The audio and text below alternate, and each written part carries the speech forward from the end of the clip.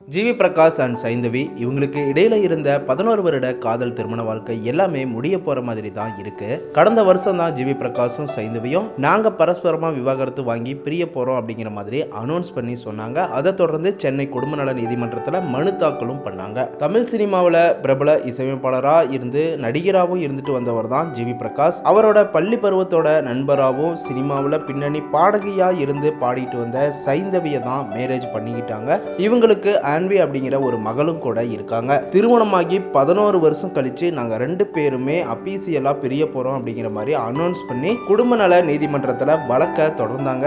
அதை தொடர்ந்து ஜிவி பிரகாஷும் சைந்தவியும் பல கான்சர்ட்ல கூட கலந்துக்கிட்டாங்க. பல இடங்கள்ல ஒன்னா தான் கலந்துக்கிட்டாங்க. ஆனா இவங்களை பத்தி ஒருத்தருக்கு ஒருத்தர் எந்த ஒரு குறையுமே எந்த இடத்துலயும் சொன்னது கிடையாது. இதனாலேயே ரசிகர்கள் நீங்க 2 பேருமே ஒருத்தருக்கு ஒருத்தர் புரிஞ்சுக்கிட்டு பக்குவமா நடந்துக்கிறீங்க, நீங்க 2 பேரும் சேர்ந்து வாழ்ந்தாதான் சந்தோஷம் அப்படின்னு ரசிகர்கள் எல்லாரும் நீங்க 2 பேரும் சேர்ந்து வாழணும்னு கமெண்ட் பண்ணிட்டு வந்தாங்க. இந்த நிலையில இவங்களோட நீதிமன்ற வழக்கு நேத்து நடந்திருக்கு.